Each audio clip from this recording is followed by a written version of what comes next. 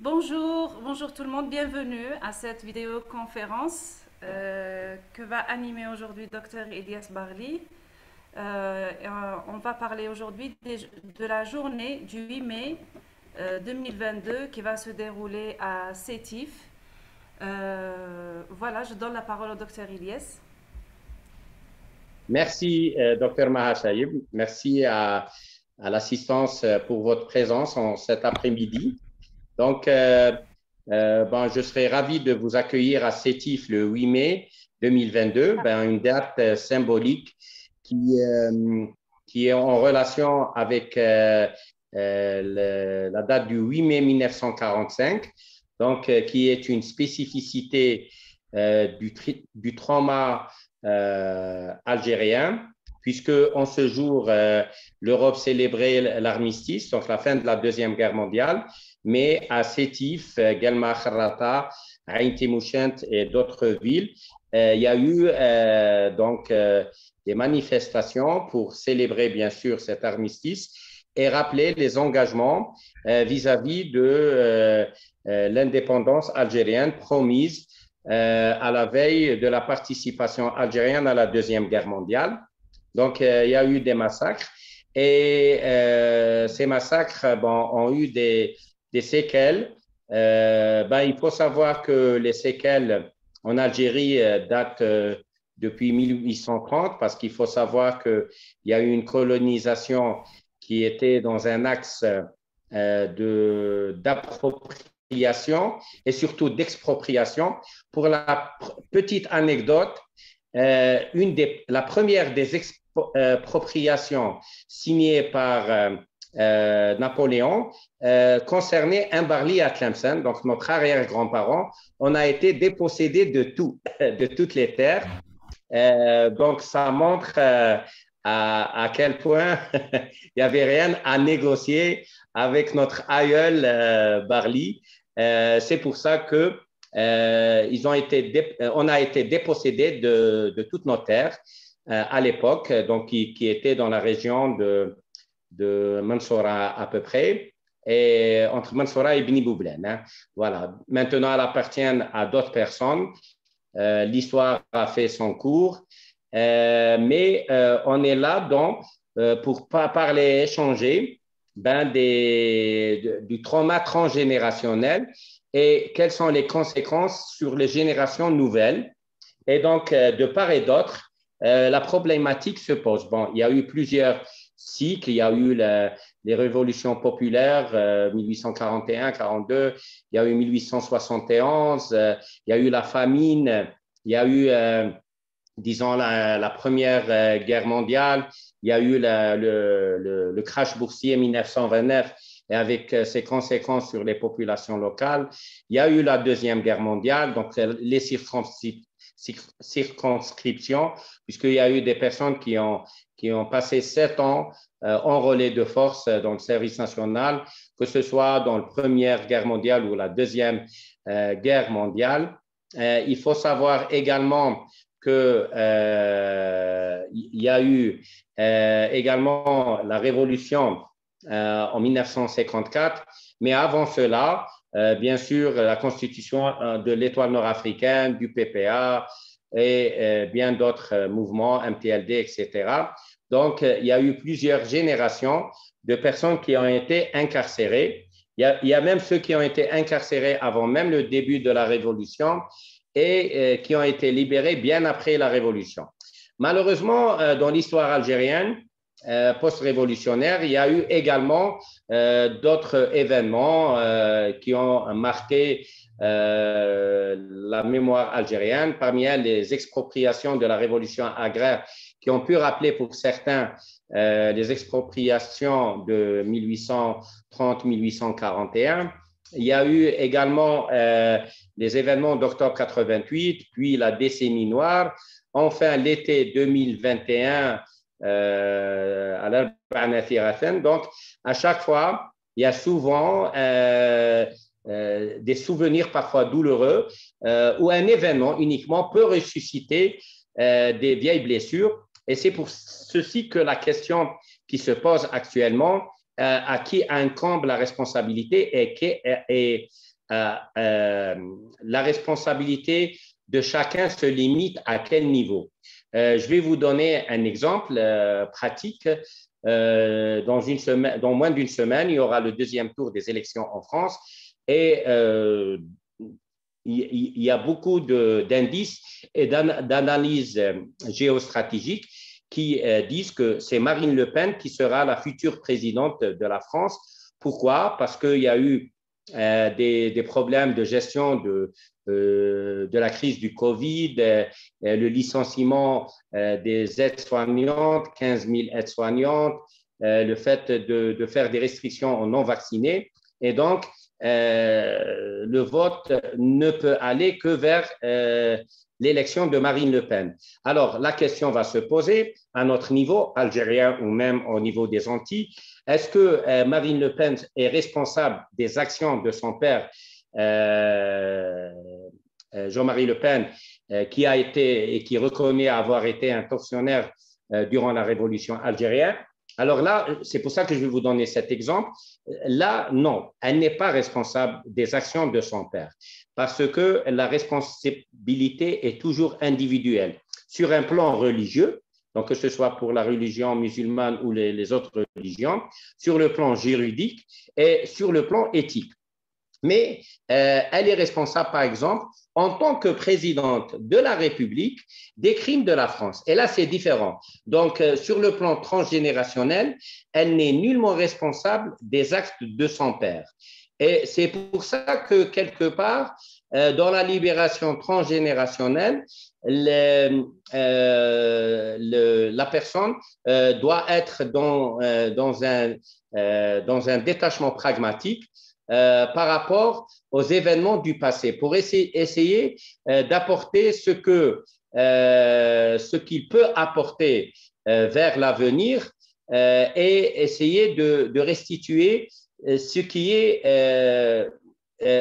entre guillemets, ce qui peut être restitué. Donc, question de mémoire, d'écriture de l'histoire, de récupération, par exemple, de pièces historiques qui sont dans les musées, ou bien de restituer, par exemple, certains crânes qui sont dans des musées français.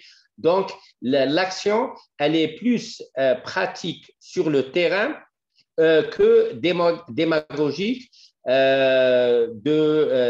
disons, de dénoncer quelque chose qui a fait partie du passé.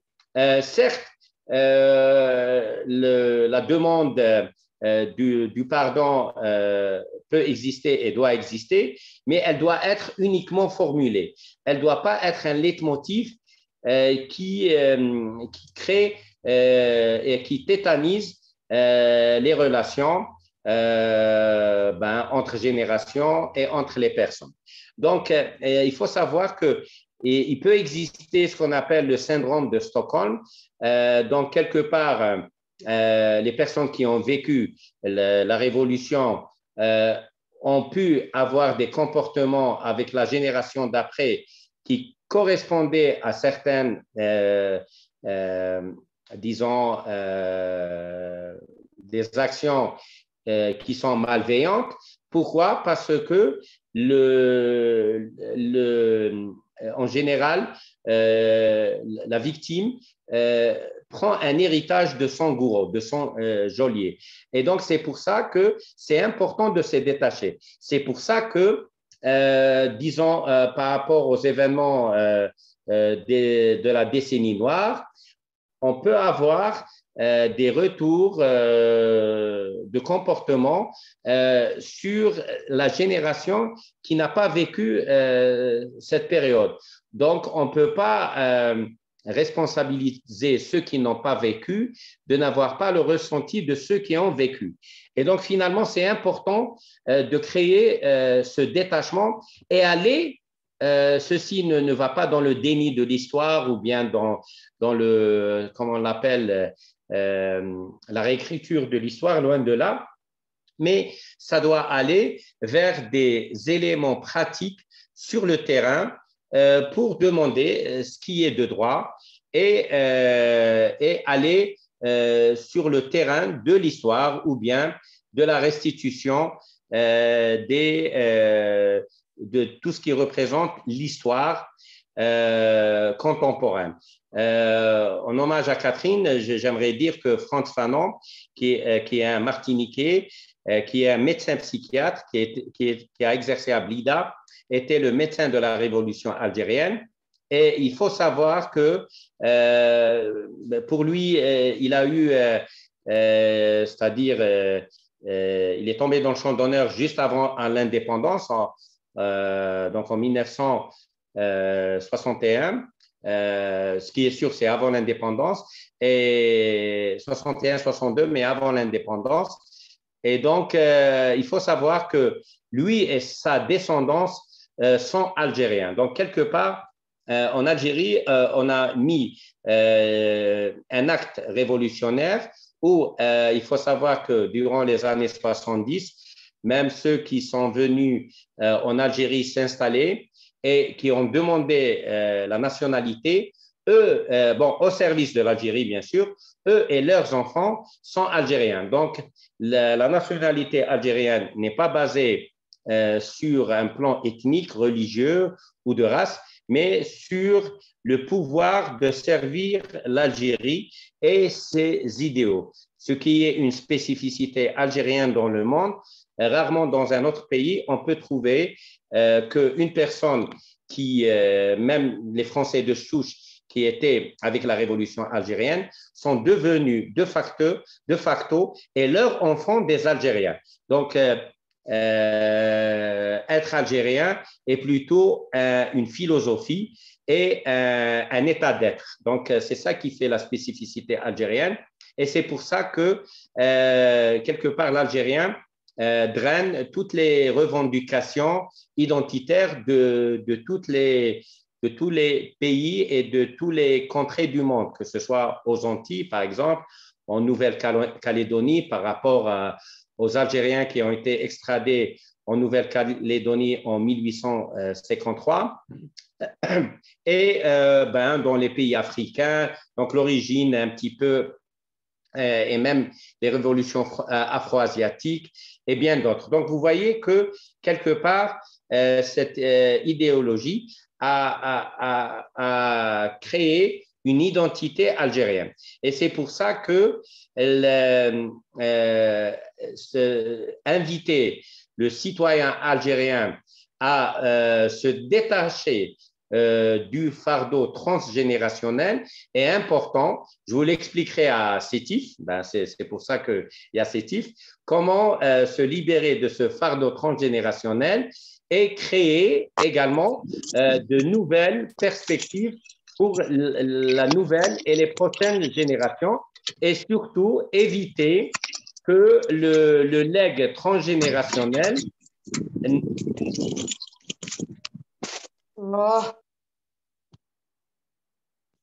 faire le nécessaire pour éviter que l'impact transgénérationnel n'ait des retentissements sur la santé de celui qui a eu ce legs. Donc, on peut avoir une personne qui est révoltée, n'est-ce pas, Saïda? On peut avoir une personne qui est nostalgique. On peut avoir une personne qui est possible, qui a eu un retentissement sur sa santé, qui a le poids révolutionnaire familial, n'est-ce pas, Nadia? Voilà, donc chacun a un vécu. On peut avoir un nom. Par exemple, pour nous, les Barli, on a été les premiers expropriés en Algérie et on l'est resté. Et on n'a jamais demandé de récupérer nos propriétés terriennes parce qu'on en fait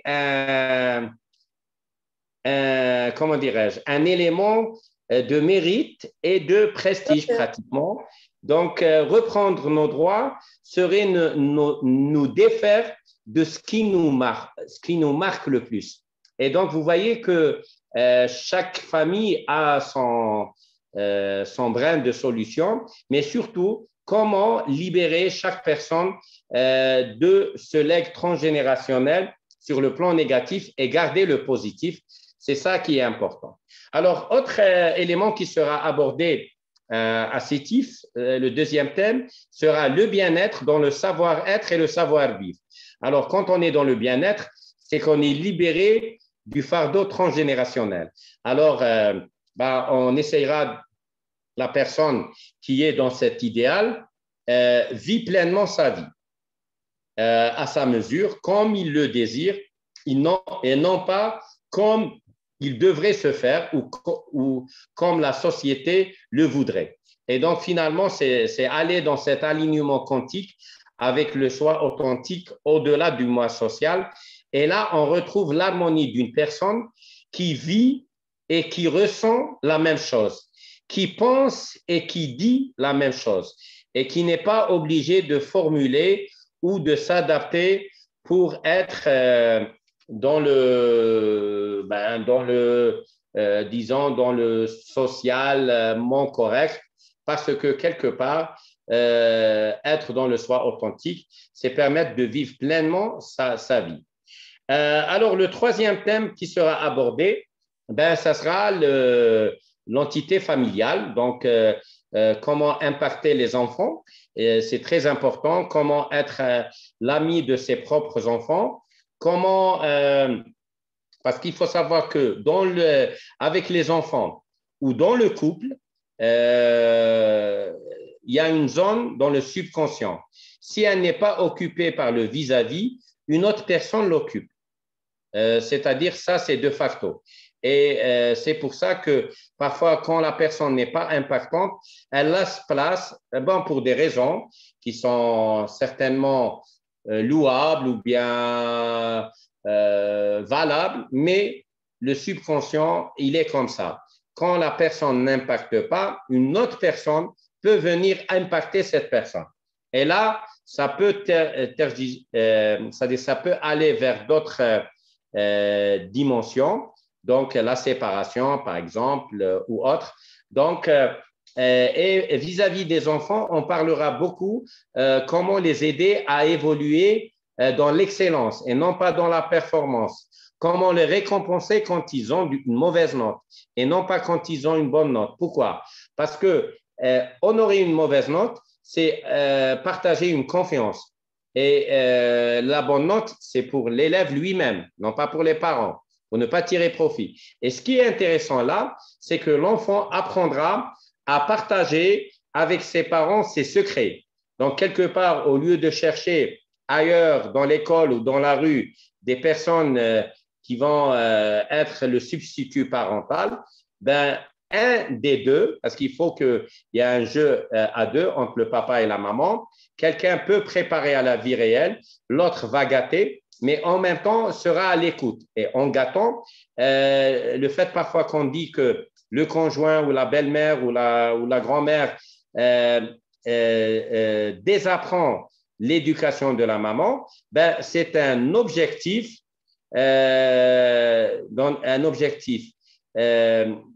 si important parce qu'il permet l'éducation complémentaire, parce que l'enfant a besoin de vivre, c'est-à-dire à être préparé à la vie réelle, mais en même temps à être gâté. Et donc, l'opposition des éducations ne défait pas l'éducation, elle la renforce. Et là, c'est important à savoir parce qu'il y a beaucoup de conflits de couple ou bien de famille qui sont par rapport à l'autorité sur l'enfant. Or, l'enfant a besoin de plusieurs autorités pour ne pas chercher une tierce autorité en dehors de la famille.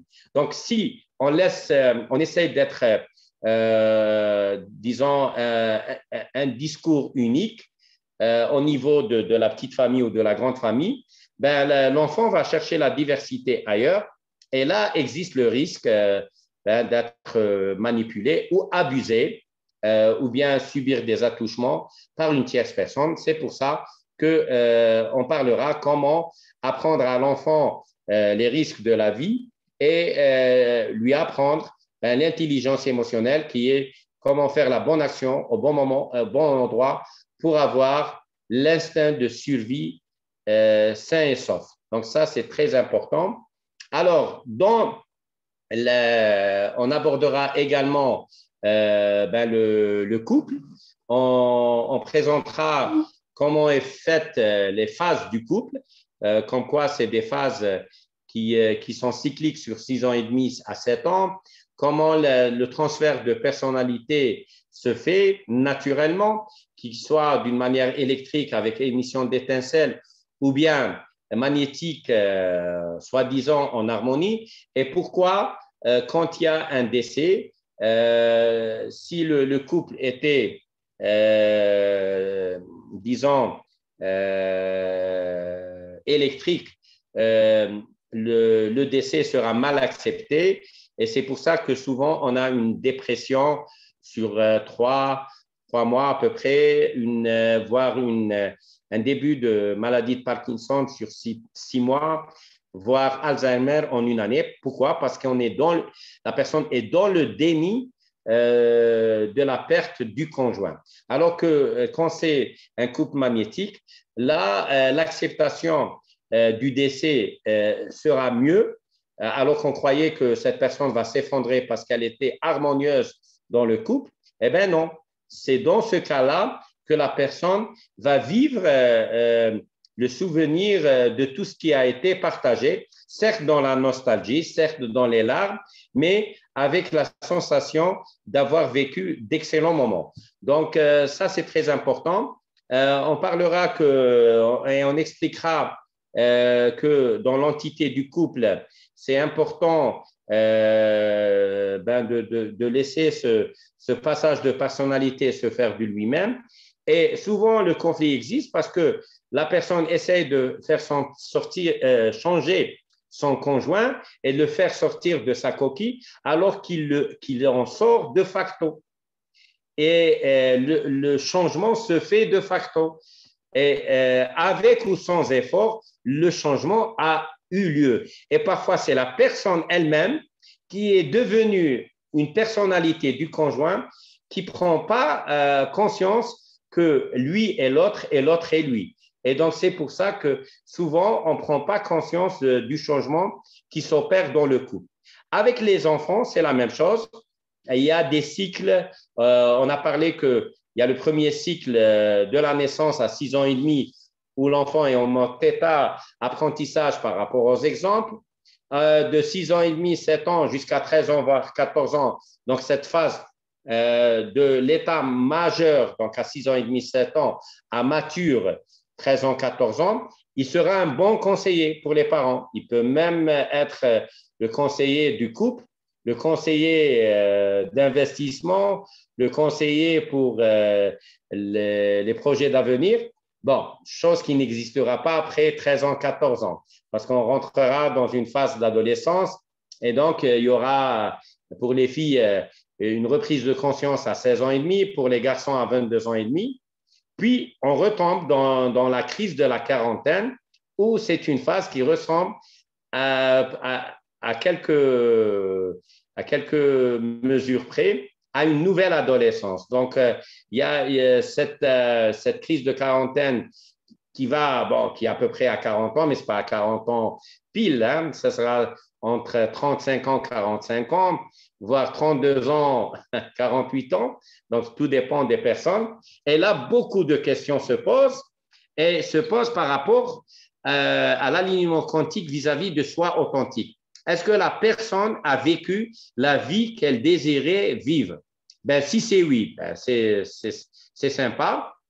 Si c'est non, elle va tomber malade, de facto. C'est pour ça qu'il y a beaucoup de personnes qui tombent malades à la quarantaine et qui se ressaisissent après parce qu'ils prennent des décisions pour changer et changer leur mode de vie. Et ça, c'est très important. Également, il y a ce qu'on appelle la crise de 80 ans. C'est la même chose. Est-ce que la vie que j'ai vécue de 40 ans à 80 ans représente l'idéal de vie que j'aurais pu faire, ou bien j'étais plutôt une nounou ou un garde-enfant pour les petits-fils et les petites-filles. Donc, souvent, les grands-parents ressentent qu'il y a eu un gâchis dans leur vie. C'est pour ça que beaucoup se ressaisissent à 80 ans, c'est-à-dire entre 72 ans et 88 ans, et ils vivent une nouvelle vie pleine d'énergie, pleine de dynamique, qui peut s'étaler jusqu'à 120 ans. Et donc, dans certains pays, en Grèce, à Cuba, au Japon, un petit peu en Espagne, en Italie, ben, il y a la crise des 120 ans, où là, on se repose d'autres questions et on essaye de faire de nouveaux projets. Et voilà. Donc, vous voyez qu'il y a des cycles de vie qu'on va beaucoup aborder à CETIF et on va aborder surtout, c'est-à-dire, je vais vous faire un Rubik's Cube. Donc, ça va être couple, parents, enfants, frères, sœurs, belle famille, ascendants, descendants sur le côté paternel, maternel, donc fratrie, paternelle, volet droit. Et vous allez voir comment la conversion organique, quand il y a eu un choc conflictuel imprévu vécu dans la solitude, avec un frère, un père, un grand-père, un oncle, un neveu côté paternel, ben, la terme sera côté droit du corps chez la femme. Alors que si le conflit était avec sa propre sœur, sa mère, sa tante maternelle, sa nièce, ou bien une personne qu'elle considère comme sa maman, ou une amie qu'elle considère comme sa sœur, ben, la teinte sera du côté gauche. Voilà. Donc, vous allez voir qu'on abordera ces éléments. On abordera l'individuel, donc ça sera le milieu du Rubik's Cube. On parlera du transgénérationnel et vraiment, il y a des éléments dans le transgénérationnel qui sont incroyables. Par exemple, personnellement, quand je suis allé à Ras El Khaimah, bon, je l'ai déjà dit, pour passer mon service national, le jour où je suis arrivé, j'ai kiffé l'air, la pression atmosphérique, le climat, tout. Et finalement, c'était à 1040 mètres d'altitude, donc c'est les hauts plateaux, ce qui correspond à même attitude de mon pays, de mes arrière-grands-parents, donc en Nagorno-Karabakh, donc l'Arménie en enclave azérie, ben, c'était également à 1040 mètres d'altitude. Donc vous voyez que parfois, même si on n'a pas les données historiques, on peut être impacté et retrouver son harmonie avec le lieu sans qu'on ait la connaissance de l'information qui nous caractérise. C'est pour ça qu'on a des ressentis, on a des retours d'émotions pour des éléments qui nous caractérisent, mais où on n'a pas le détail. C'est pour résumer, c'est avoir la réponse sans avoir la question. Et là, ça permet de répondre à tous ceux qui ont des ressentis, mais qui n'arrivent pas à l'expliquer. On expliquera à CETIF comment être attentif pour retrouver le détail du détail qui nous permettra de comprendre pourquoi on a été en aisance.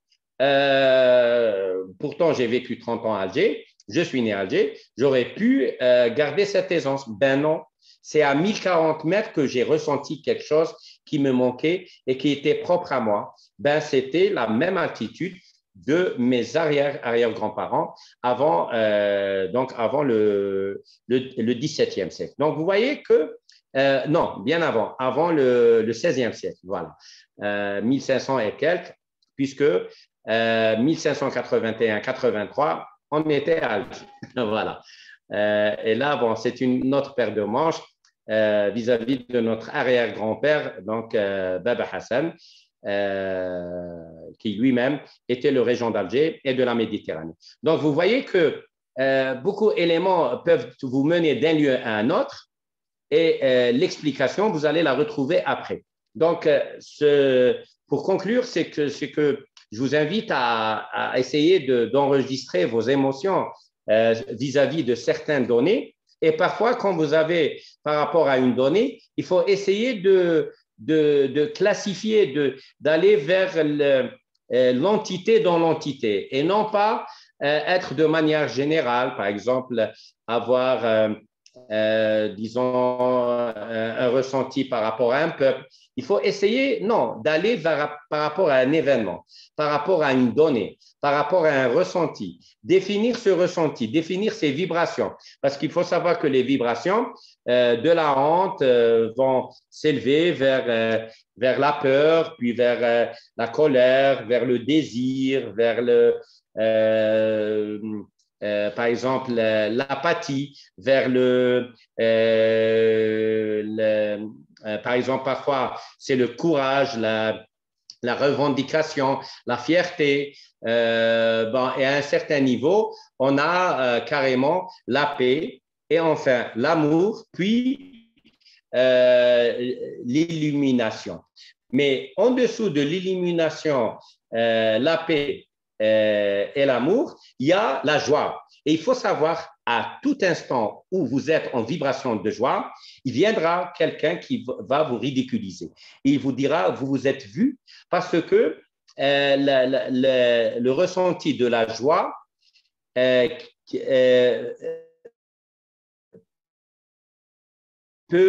y a une connexion qui va vous rabaisser vers la honte.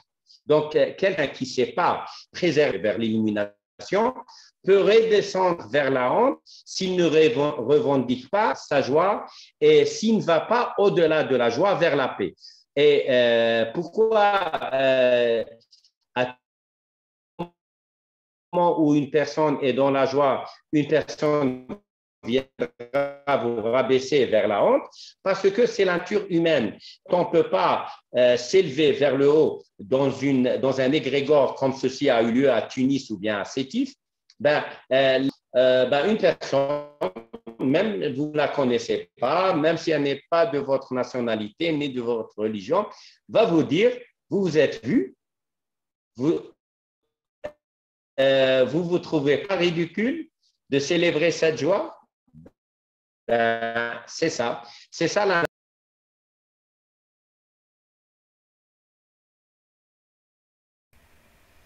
Désolé, on a perdu Dr Ilyes. C'est un problème de connexion.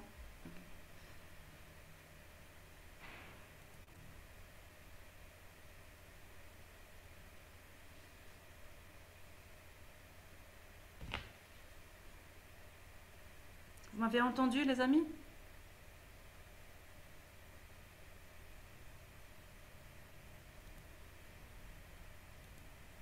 Coucou, allô, allô.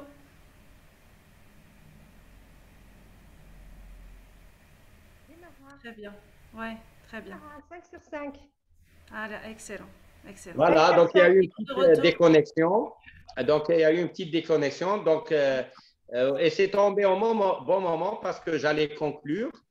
Donc, voilà. Donc, vous voyez que pour rester en paix, on doit aller au-delà de la joie. Donc, même s'il y aura une joie à célébrer ce 21 avril, en cas de qualification de facto, il y aura certainement des personnes qui, surtout aux Champs-Élysées, on va vous dire t'as pas honte?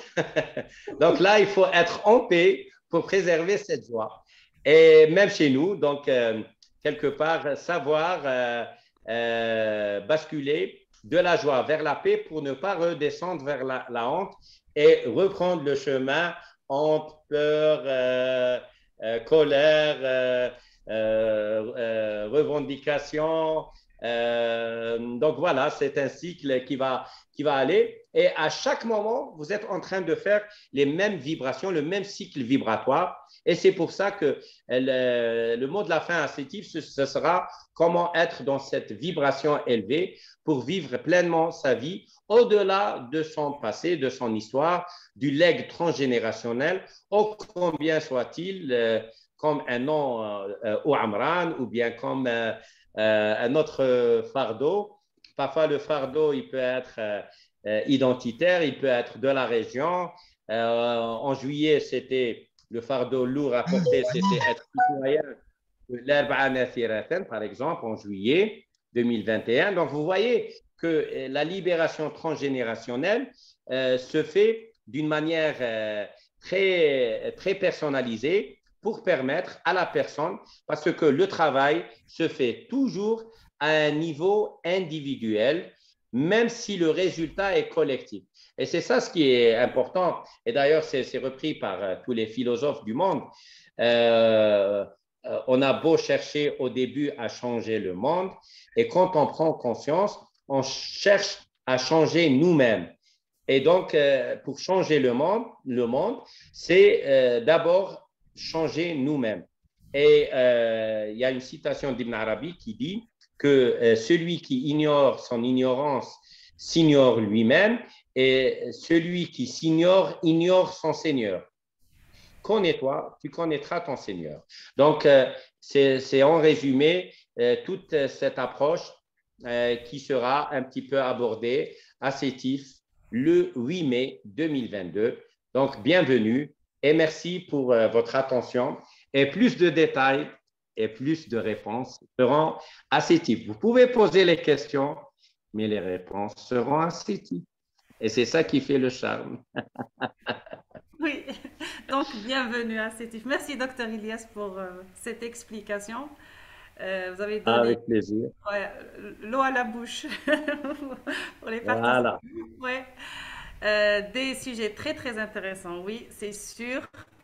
Je tenais beaucoup à faire ces conférences à CETIF parce que j'ai pas eu l'occasion de les assister à Oran. Même à Constantine, quand ils ont été lancés, n'ont pas eu lieu. Voilà. Donc, profitez de cette occasion et venez participer à ces conférences, à CETIF. On va garder le même égrégore de la formation de CETIF. C'est pour ça que je vais vous donner des informations sur l'aspect organisationnel pour ceux qui n'ont pas été parmi nous à CETIF. Donc, ceux qui ont assisté déjà, ça va être Novotel, toujours. On va essayer de changer de décor seulement, mais on va garder la même énergie du lieu qu'on a eu la dernière fois. Novotel, c'est un hôtel, pour ceux qui ne le connaissent pas, c'est au centre-ville de Sétif, donc très accessible de partout. Voilà. Il existe des hôtels à proximité où vous pouvez faire vos réservations à l'avance. J'ai les contacts de plusieurs hôtels. Vous pouvez me contacter pour vous faciliter les inscriptions. Voilà, ça va être convivial et magnifique. Voilà. Et Catherine sera présente sur le plan quantique. Sur le plan quantique, oui, oui, c'est sûr. Donc, profitez, si vous avez des Et questions, si elle surtout vient sur à Nice, l'aspect je organisationnel. lui ferai le compte rendu en VIP. Ah, d'accord. Voilà. C'est notre chouchou, Catherine. Ah oui. On t'adore. Boukhal Diana, tu as une question? Voilà, active ton micro. Si vous avez des questions sur l'aspect organisationnel de la conférence, sinon les réponses pour d'autres questions, il faudra assister à ces types. Voilà. To be or not incentive. This is the question. Boukhal Diana, on l'avait perdu. Allez. Galaxy A21S, vous avez activé votre micro. C'est qui?